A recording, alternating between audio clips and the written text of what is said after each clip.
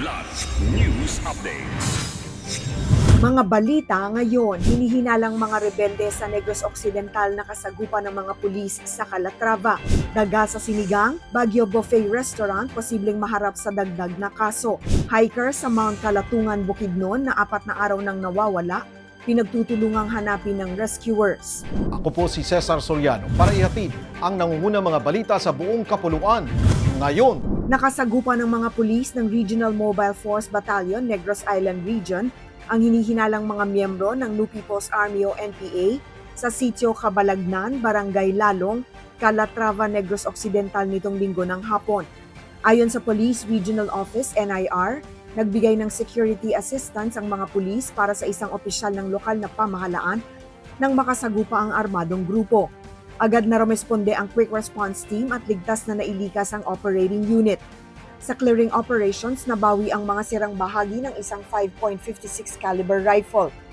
Nakipag-ugnayan din ang pulisya sa 79th Infantry Battalion para sa pagpapatuloy ng security at pursuit operations.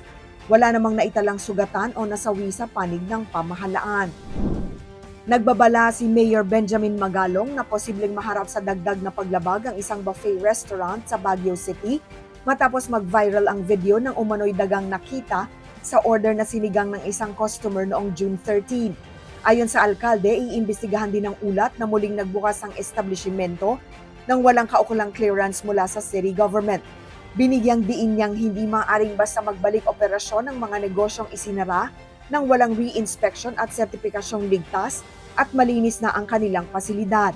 Dahil sa insidente, paiigtingin pa ng lungsod ang inspeksyon sa mga restaurant at iba pang food establishments.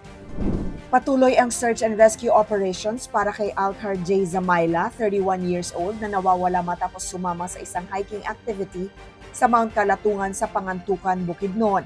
Ayon sa mga otoridad, huling nakita si Zamaila noong June 12, malapit sa Summit Trail habang humihingi ng tubig sa kapwa hikers.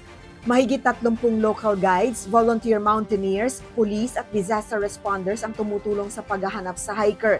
Iniimbestigahan din ng ulat na wala umano ang kanyang pangalan sa opisyal na listahan ng mga kalahok sa mountain climb.